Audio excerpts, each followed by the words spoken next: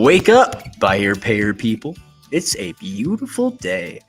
Go grab yourself another cup of joe and say hello to Jim and Michelle Rhoads on the Buy Here, Pay Here Morning Show. Take it away, you two. Hey, welcome to another Buy Here, Pay Here Morning Show. Yeah, welcome. And I've got something happening here. Okay. Bad hair day.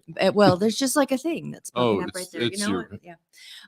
So I feel like I had a vacation or something. I was only I only was at 2 of the 3 last week. Yeah. Yeah, had a great weekend. Jim handled everything on Friday. Had a great weekend with some girlfriends. We get together every once in a while. So thank you. Yeah. Yeah. So the audio sounds a little different to me. Are we good on our settings? I think so. Okay. I think we are. Right. If you're Maybe all are hearing tell us anything you're that's hearing us, different, chime in and let us know. Tell us where you're listening from this morning. We want to hear from, tell us which state you're in. Yeah. And I hope everybody had a wonderful Easter weekend. Oh, I'd have to say, you get a weather report from us. It was so lovely this weekend. I got a little bit of a sunburn. Yeah. I was in such heaven. It was awesome. It was absolutely awesome. Yeah. Good morning. Good morning from Florida. Good. Yeah. From Florida. Nice. Okay. Somebody can hear us. Good. Nice. We got another one here. Good morning from Florida. All right. Nice. So welcome. Any kind of announcements that we got? Anything that's coming up? I mean, I think no big announcements from us. Of course, we have BHPH United coming up at the end of the month. That's April 30th through May 2nd. So those of you who haven't grabbed that hotel room or whatever, you're going to want to get there. It looked like they'd extended the discount for some more rooms and stuff. Good morning, George. And the NEO User Summit, if I have my dates right, should be May 3rd. It's the day behind the BHPH United. So same facility. So that's also for NEO. Yes. NEO. And we will be at that. Yeah. Good morning. It looks like Tommy's here. Oh, nice. Good morning, Tommy. Advantage Auto Sales and Credit. I love to see what's happening with Tommy. We follow him enough on social media to see that, sales seem to be pretty steady. We see the stories that he's able to tell on social media are beautiful. Can I shout out to that? Of course. We were talking about that the other day, that one of the things I've really enjoyed watching Tommy do with what's happening in the dealership, because he's kind of like stepped in and like, I'm having fun with social media and all this stuff. And it's a story, and he tells a story every time. And so it's the story of how someone landed there, and how Advantage was able to create a solution for a problem, because he states the problem, and it's really beautiful. And then the other ones where it's like, hey, this person just paid off their car, and we're so happy. Right. And car business, create a relationship. Thank you, Tommy. That's what the car business Tommy, should tell be. us, you credited before, I forgot who you said you picked that up from, but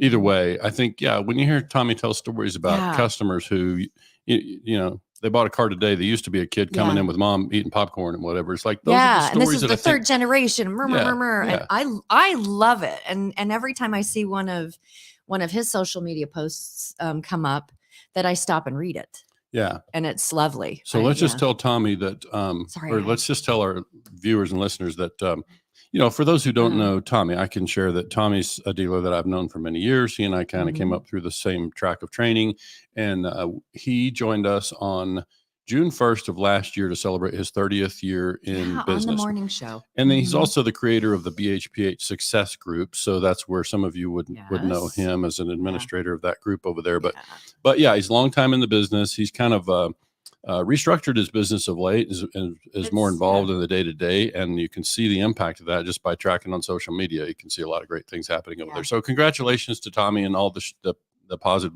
developments over there, and we're going to watch. A huge shout out. Continue to track your success. Like a wealth of wisdom.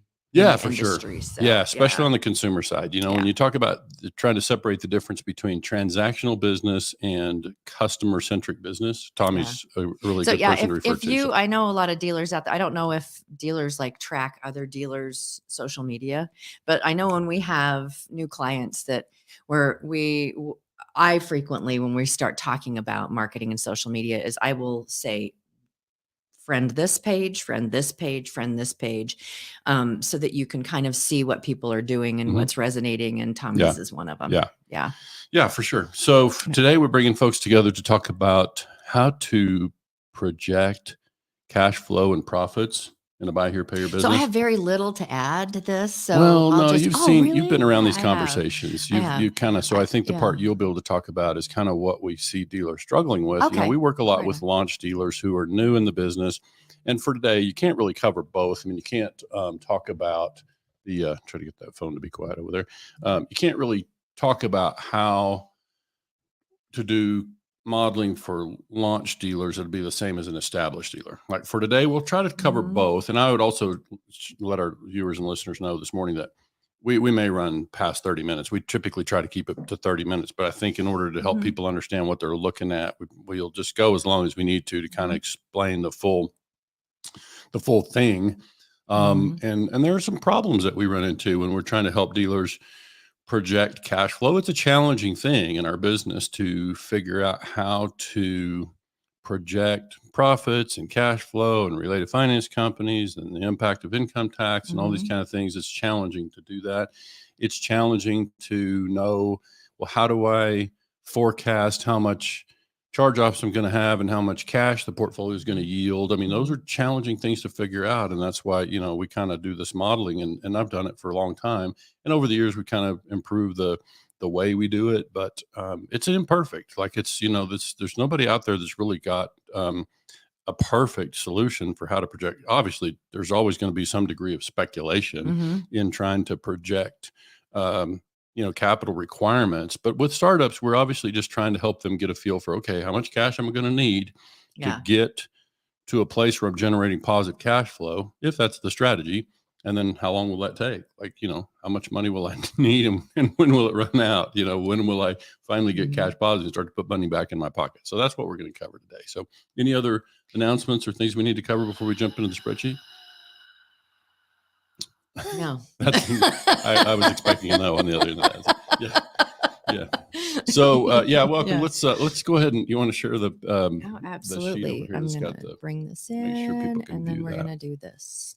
Very good. Okay. So hopefully our folks can see that out there. If y'all have seen the first 10 things, that this is one place that you do a little bit and show a little bit real of this, cursory run through.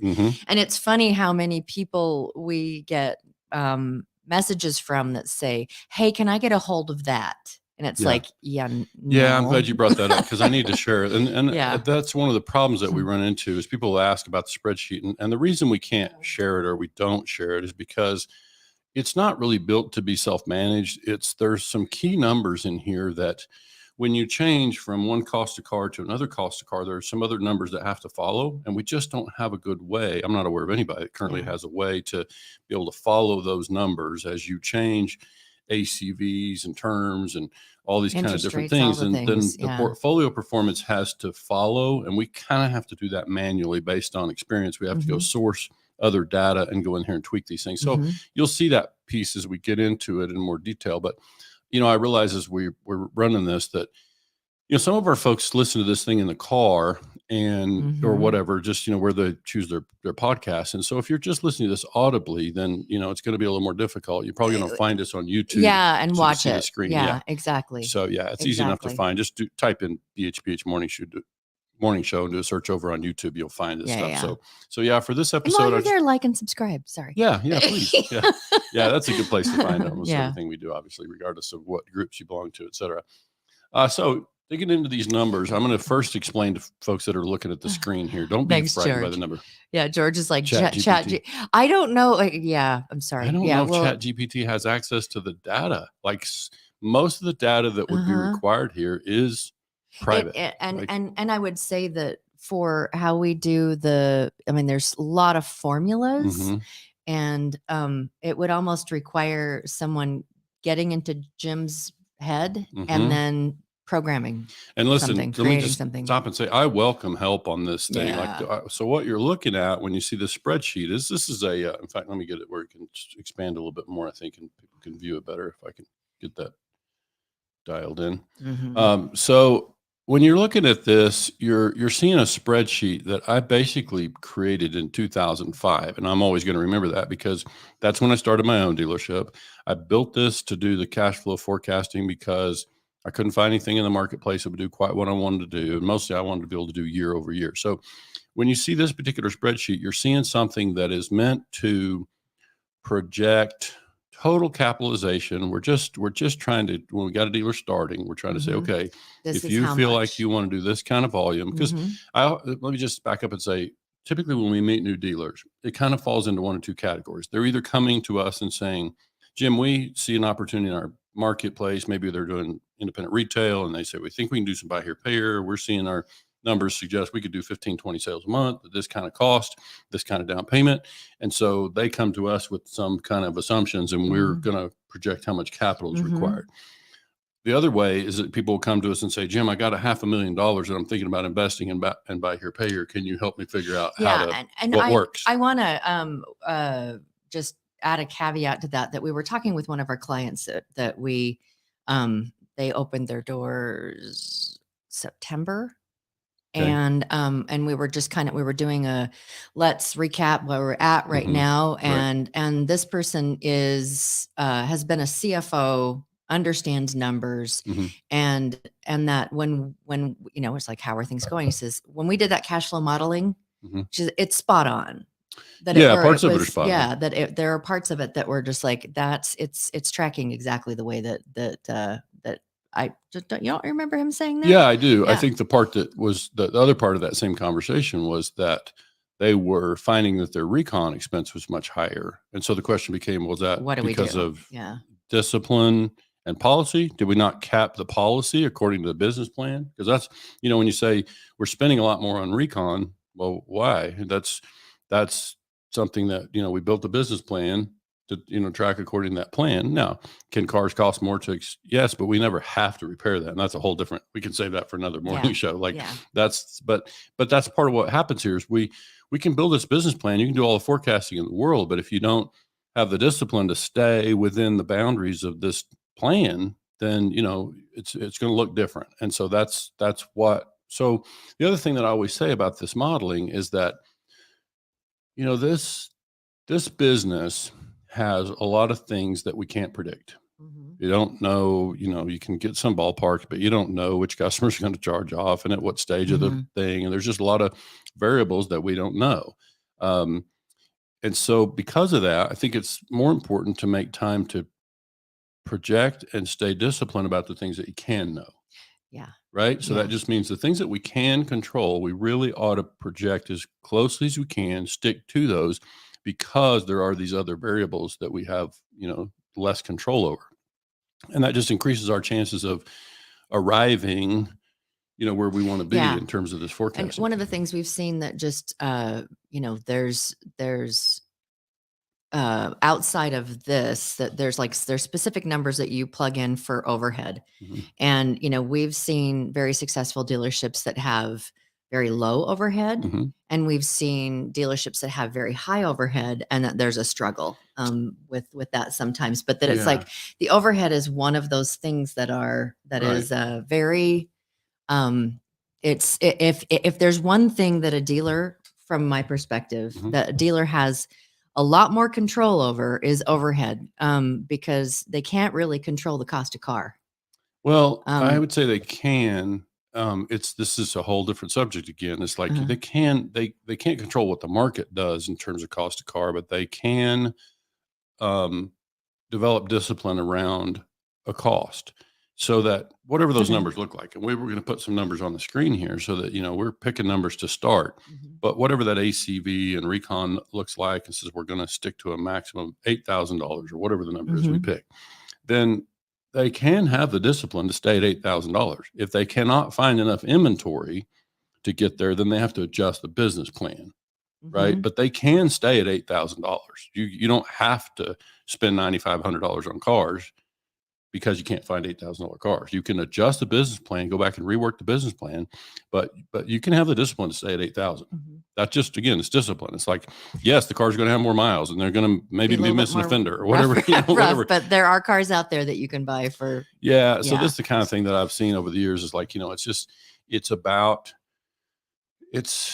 it's kind of back to that same thing I talked about when dealers approach me, is they say, well, we think we can sell this kind of car, this kind of market. Well, often what happens is a dealer saying to us, we think we can sell, and the example I used to use was, we feel like we can go buy 2013 Impalas or whatever, and we can buy that car for this and this and this, and that's the kind of car you want to finance. Well, that's really about a car-driven model and less about a cash flow model. Like you're choosing a particular car, and if that car goes up, you're going to continue to try to, serve the market with that particular car. And that to me is it's one simple example of, are we in the car business or are we in the finance business? Because if we're in the finance business, we'd be trying to solve that customer's transportation and finance problem with whatever car fits the financial model, not necessarily Impalas, right? That's to suggest we're trying to find a particular car because of some, thing. So, and maybe there's some financial motivation there. I'm just saying it goes back to discipline, staying within the numbers that we project. I mean, we're trying to create a plan, and we have to have the discipline to stay within that plan. And there are certain things we can't predict. Certainly cost of cars. This whole thing with COVID and the rapid increase in cost of cars was unforeseen I didn't hear anybody predict it. Like, it's like, we didn't know that was going to happen. So obviously that affected a lot of people's business models, which is all the more reason that things like this, the actual forecasting of the capital. So again, for us, we're working with a dealer to say, in one of those two scenarios, they either want us to model, what they think they can do, or they're asking us to say, how do I invest $500,000 or whatever the numbers looks like? And so we get in here and we say, okay, based on, and we advise them typically when we're going through this cash flow modeling because a lot of them are new to the business.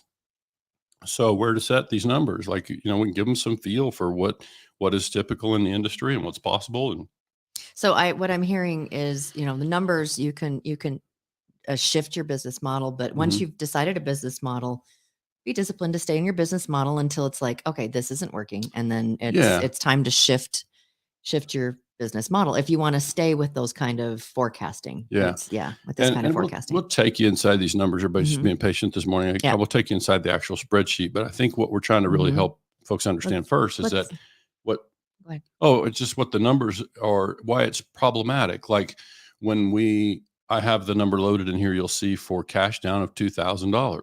Well, if you're a brand new dealer, you're just stepping into the buy here, pay here business in Michigan, as an example, you don't know in your marketplace.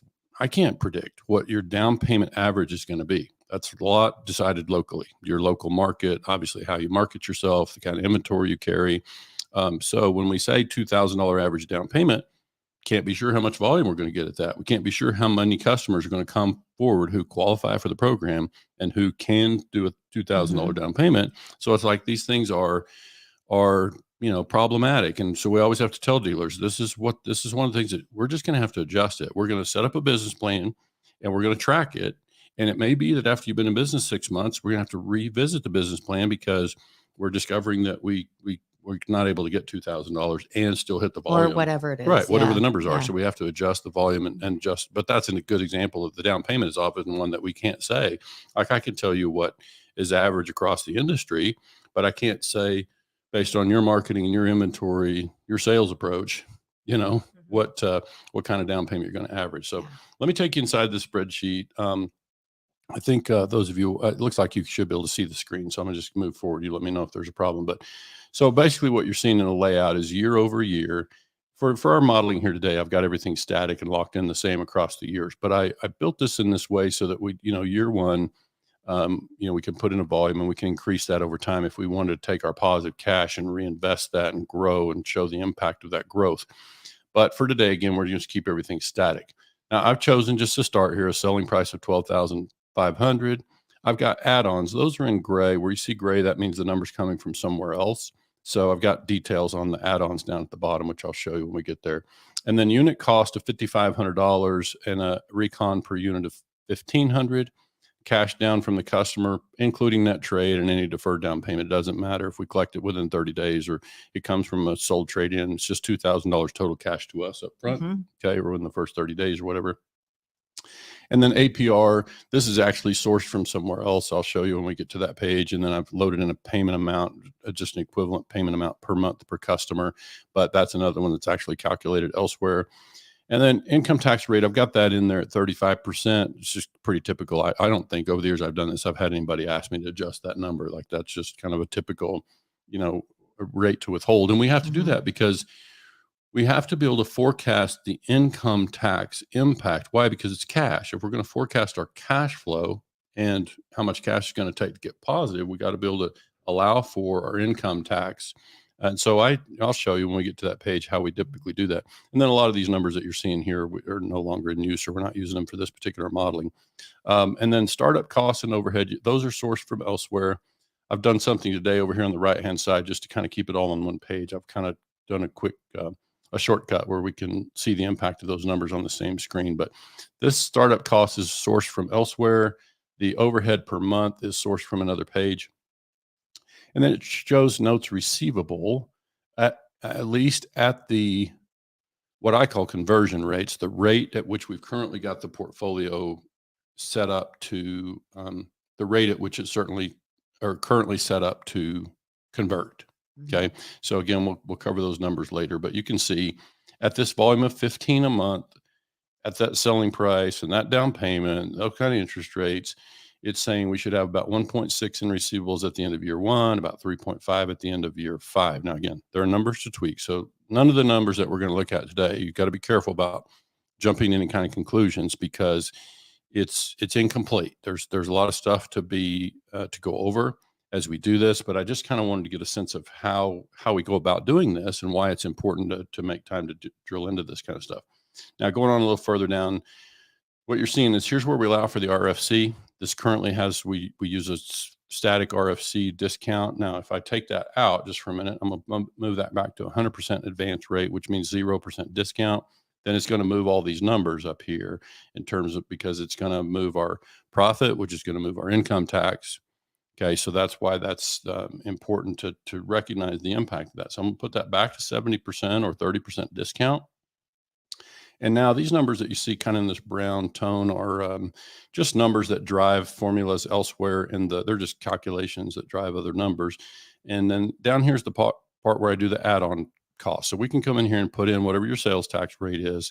We can put in some add-ons like TT and L, or every state kind of calls it something different. But this is basically your cost of transferring your tag and your license, whatever kind of registration fees you're going to have. So those are just actual dealer cost of transferring the plates, okay, and conveying the title to the consumer. So, and then you've got a dock fee, which I treat separately because there's no direct cost associated with that. So that ends up being markup. So you can see down here that, that means that we've got to fund at the volume that we've currently got loaded. That's about $15,000 a month to fund at these numbers with that sales tax. So again, those are built into these calculations. But I think the key thing here is you can see that all these numbers can be changed. Like I can adjust that and the markup, there's a lot of discussion out there now. We're talking to a lot of the same people trying to figure out, okay, what is the markup? When we had our live stream event on the 30th, people came forward and said, absolutely less gross profit is more profitable. Like your less gross profit in the deal will be more successful as a loan. Remember that comment during the live stream? So we'll go back and find that, because I'd like to invite those folks to have a conversation with us on the morning show, because one of the things we look at here is, for us to predict what kind of markup, for years people said, you take your cost, you double it and you add 1,000. Well, I don't think that model applies anymore. I think there's more we can do to settle into a selling price and some sort of markup to achieve some success. But for today, we're just using kind of typical, at a $7,000 cost, we've got it marked up $5,500, which is basically double plus 1,000. No, it's not. It's not quite that much. So really what I ask dealers to look at is really look less at the number that is this would kind of, if you looked at your gross margin, your gross profit divided by your cost, that would be rate of return. You could also look at that as a gross margin, as a gross profit, as a percentage of your price of the car. But I ask dealers to look beyond that number and think, okay, what is my gross profit relative to my cash and deal? Because in this example, we've got a $7,000 cost, $5,500 plus recon of 15. Okay. And we got a $2,000 down payment. So our real risk there is about $5,000, right? $7,000 cost minus $2,000 down payment. So I would say, let's look at that. So in this case, we've actually got $5,500 of gross profit relative or against $5,000 of risk. It's not terrible. That's a workable ratio. And, again, we'll bring others to the conversation and get their feedback. There are a lot of people out there that work with these kind of numbers as much or more than I do. And ultimately, we're all trying to help dealers, forecast, especially when it comes to lending. I mean, if there is some lender who's going to provide this dealer a line of credit at some stage, obviously we're working off a business plan. The business plan is bigger picture, but this is a really core, important component of the larger business plan. This is kind of the key financial pieces of the business plan. So we need to get it as accurate as possible. And again, I'm inviting everybody to help make sure this thing works as cleanly as possible. Can I make I hope I'm not jumping, but that area in green to me is that is one of the more helpful places for a dealer to look at these numbers, because it's like it's like light at the end of the tunnel. Yep. Light at the end of the tunnel. Where am I at? Light at the end of the tunnel. And and I really put this on there largely to help dealers who are coming from a franchise business or independent retail business, and they're used to thinking gross profit and volume, and they're not used to thinking about cash flow in this way. So it's really just a way to illustrate. So in that case, what it's showing is, if you look at that first one, it says overhead. Well, and there's a different page that shows like what is the costs of overhead that we've talked about. But I wanted to ask one thing about that. This is also taking into account a certain amount of contracts that don't reach maturity. Correct. It's allowing for the it's basically what it's calculating there is saying, okay, if our overhead is X, which you can see over there, I've got currently the overhead loaded in year one at $18,000. Again, every operations vary. Yeah, or this a is year? per month. Oh, it's per month. 18,000 per month. Okay. 18,000 per month. So that says at that payment of $460 a month, we would need about 39 contracts active to cover overhead. So this is why, I've had some interesting conversations with lenders or somebody who's contemplating a line of credit for a client or whatever. And it's like, when we talk about that, it's like the question is, where should we go in terms of volume? And generally what I advise my clients is, we're going to, the way I say it, we recently recapped with our client who's now been in business since October, I think, and said, remember that we talked about at the beginning that you're probably going to have more repos in your first 50 contracts than you are in your second. Yes. Why? Because when you're brand new in the business, I recommend that you're pretty aggressive with your underwriting, that you create some contracts and you create some cash flow, and you're going to learn as you do it, and you're going to make some mistakes. But and I also advise them to take as little risk as possible, per contract as they do that. And so as a result, you're going to have more charge-offs probably in your first 50 contracts, as an example, compared to your next 50. Well, the reason this number is important is because what it says is, once we get 40 contracts on the books, we've now got enough cash flow to cover our overhead. So that's a good place to be first. Like that's phase one. Let's first get to the place where we're generating enough cash to cover our overhead. Why? Because now we don't have to keep going negative on the overhead side. As I always say, the money that we pay to the utility company is not coming back. Like, we need to get to the place where we're it's not an investment at all. Right. Yeah, so let's get that part covered. Now we can catch our breath a little bit. Got 40 contracts on the books. This often happens with our clients. Now we can catch our breath and let's look at the business plan and say, okay, we said we were going to get $2,000 average down. What are we actually getting? Maybe this is a good time to adjust the business plan. Why? Because now, once we get past the place where we're covering our overhead with the incoming cash flow, then now the money that we continue to put forward is mostly going into earning assets. It's generating receivables. It's generating contracts, which we own, which are assets. So now we can feel better about the money that we're putting out is actually going to building a business that is producing for us. Yeah. The overhead is not. Right. So we just know that we got to first get to the place where we cover the overhead, and then we can move ahead into. So that's why you see the inventory replacement there takes 260 accounts at the cost of car we currently have loaded. I'd have to double check and make sure we allowed for the add-ons in there. But you basically, the premise is, even if it doesn't, that's what it's going to cost you to replace the cars, is about 260 accounts that I would need paying monthly in order to be able to cover the cost of replacement. So I need about a total of 300, but if I adjust for the down payment, I only need about 235 and accounts. This is with the assumption that you're not getting outside like lines of credit or It doesn't. or all of This that, currently right? doesn't allow any cost of money. This assumes that you're using your own money. Okay. Yeah. So yeah, But you do have places in here where you can start to add in the cost of money if you're working with someone for a line of credit or yeah. So typically when we do these, as you know, we do typically like 3 virtual sessions that we work through these numbers, and we help the client kind of tweak the numbers and make it suggestions on this and that. But generally at the outset, what we're doing in those first 3 sessions is just really looking at, regardless of how we fund it, line of credit, private investor, our own money, regardless of how we fund it, this is how much cash we show that it's going to take to get cash positive. Okay.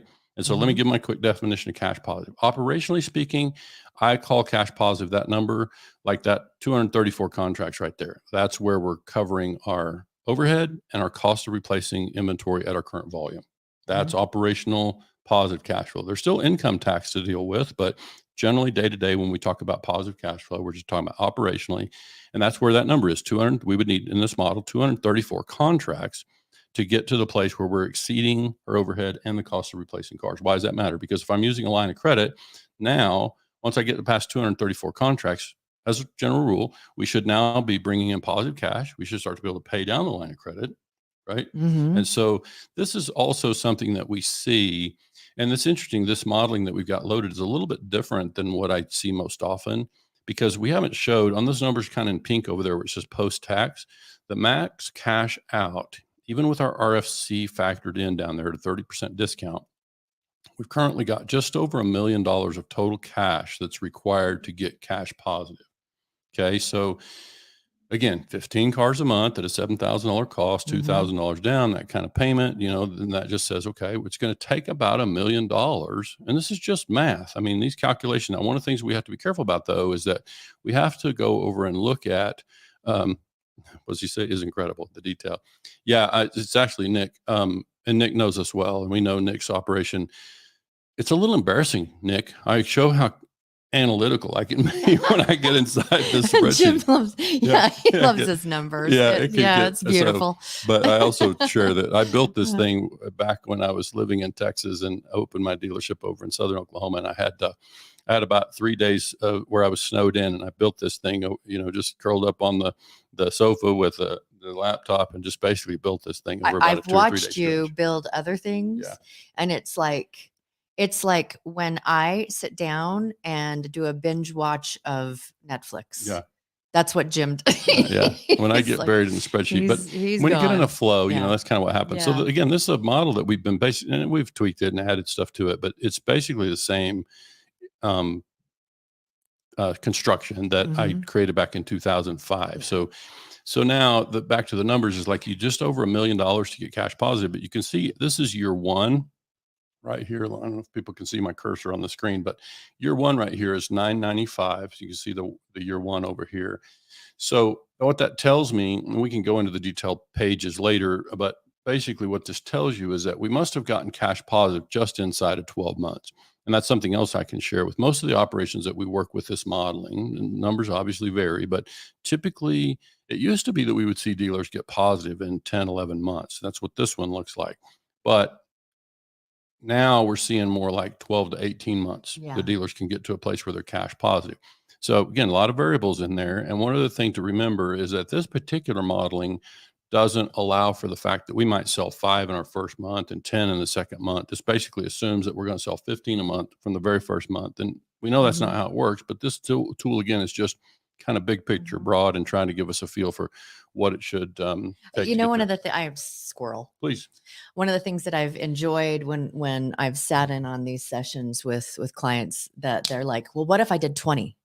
Or what if I did 25? And it's kind of like, there really are, based on your business model, that more does not always mean more. Yeah. And it's like, so if you are really thoughtful about how you grow, that it's like sometimes, people, it's like, I can do 30. And it's like, well, let's look at what 30 looks like. Sure. And they'll go, oh crap, that's So how about we just ease ourselves into, so you have the least amount of cash that has to go into this. Right.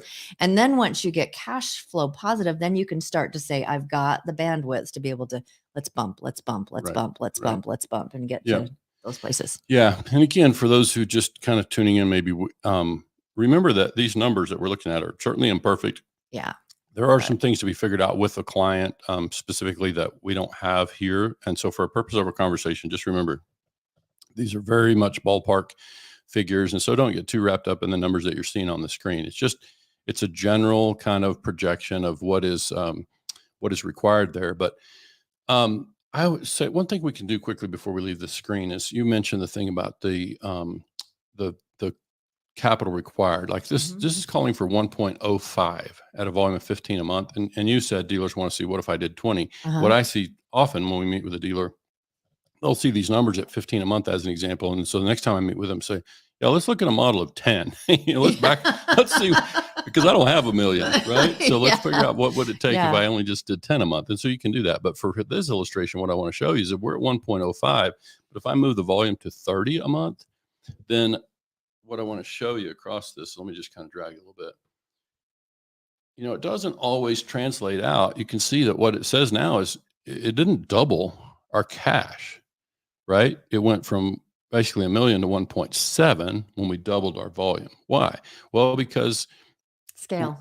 It's like our overhead is a low factor. Now, granted, we didn't move our overhead down here when we increased our volume, which we need to do. Obviously, it takes more dollars to support that portfolio and so on. But the point is that we're just really trying to show that when you move that volume, it doesn't. And even if we did, we're putting more dollars into earning assets. So that means more cash flow. So it changes a lot of things. One thing I need to show before we move away from the screen, I think we probably can make this a continuing series. We can go into more depth later. Like, I don't know that today we need to go into all the stuff, but when I look at this cash flow by year, it shows that we're going negative 995 in the first year. That's because we actually went negative 1.048, but we apparently recovered a little bit of that cash before the close of the year at the numbers that we've currently got loaded. And so we actually just went negative 995 for the entire year. In year 2, we generate positive cash of 60 grand. And then in year 3, $500,000. So this is a little bit different than the modeling. Over the years, I've been able to say that generally speaking, when we're working with dealers and talking to new investors who would be, participating in this industry, I will tell them typically, as a rule, we've been able to say that the money that you invest in the first year, you're going to recover just about all that cash in years 2 and 3. By the end of year 3, you would typically have recovered all the money that you've invested. That, of course, requires discipline to the model and this and that, but that's generally been the approach. I think with cost of car going the way they have in recent years, we can slide that scale a little farther. I think you can say the money you're going to invest over 18 months, you should have a chance to recover over the next 24 to 30 months, something like that would be kind of typical. Again, every model differs. So we got to take a moment and do the disclaimer. Remember, your numbers, your results may vary, right? So actual results may vary. But yeah, so this is just, meant to be kind of general numbers. But I think for the sake of today, I can show, and we can go into this in more detail in a future show, Michelle, but basically, if there's interest in doing that, I'll just show the startup cost is a separate sheet over here. But for today, I just basically put an estimated figure in there instead of giving detail like we often do. And you can see up here at the top, it shows the cost. I'm sorry, the number of units that we start. Now, that's not an expense, but it is initial cash. So we calculate it because that's what we're doing here is we're calculating our capital requirements. So 25 units at the cost we have loaded says we need 175 grand to buy that initial inventory and recondition it. And so that's what you see over here is that number of inventory plus that number of just estimated cost to get the doors open.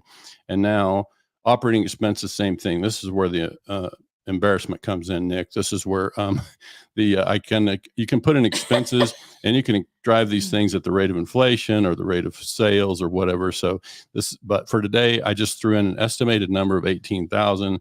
I kind of cheated a little bit and made it a rate of inflation of 15%. So that would increase 15% year over year. So it is increasing. You can see out here in these coming years. So we do try to allow for that.